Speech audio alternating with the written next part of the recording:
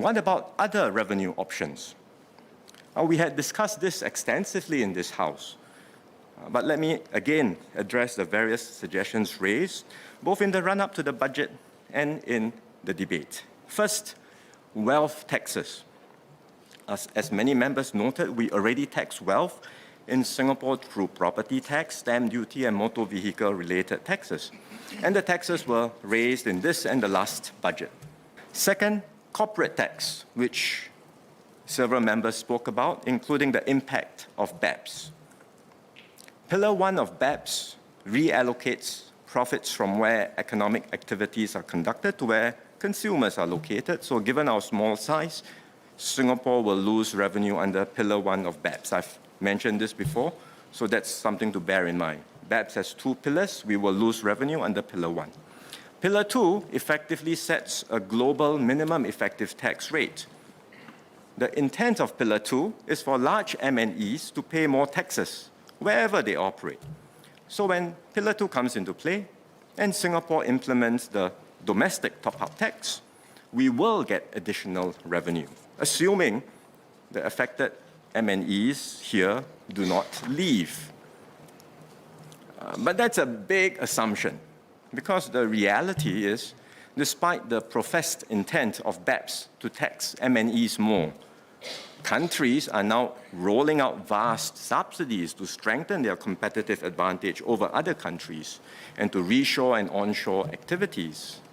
The US passed the CHIPS and Science Act and the Inflation Reduction Act last year, and the EU is now responding with its own scheme, the Green Deal Industrial Plan. So competition for global investments will only get tougher.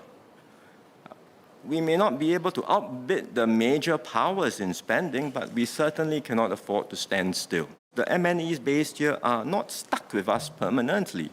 They are mobile and they have options, and they will certainly have more options when they decide where to locate their next investment project.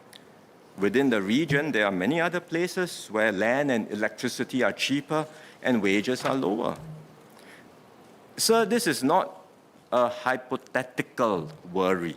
The MNEs are already making clear to us in our consultation sessions with them. Because of BEPS, they will no longer enjoy the same tax advantages in Singapore. Meanwhile, other countries in the region are cheaper, while their home countries are offering very generous incentive packages. So they ask us, what else can Singapore offer to stay competitive? We cannot afford to price ourselves out of the competition, or else Singapore and Singaporeans will end up the biggest loser. In fact, as we move to align ourselves with the BEPS rules, we will have to review and update our broader suite of economic development schemes to stay competitive, as I mentioned in the budget statement. That will require more funding resources, and that's why MOF's assessment is that the net fiscal impact of BEPS is unlikely to be favorable. Land sales revenue. Currently, when the state sells land, the financial proceeds goes into past reserves, and they are invested to generate a stream of income into our budget through the NIRC. The effect is that we will be able to spend more than 1% of the proceeds each year because the reserves are being prudently invested and they generate long-term returns, half of which we get to spend as revenue. And we believe this is a more sustainable way of deriving value from the land we own through the NIRC that benefits us now and in the future. I've gone through 3 alternative revenue options, but the fact remains that it is very hard for any of them to replace the GST. And given our growing needs, it's not a matter of choosing between GST and any of these alternatives. We will need all of them, and a mix of taxes on income, consumption, and assets to provide sound and stable public finances in Singapore. Besides having a diversified revenue base, we also pay attention to the overall tax burden.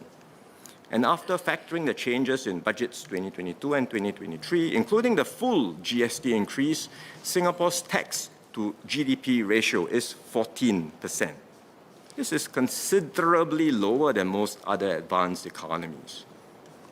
as the chart illustrates. In other words, compared to citizens elsewhere, Singaporeans pay much less in taxes and yet are able to enjoy high-quality public services.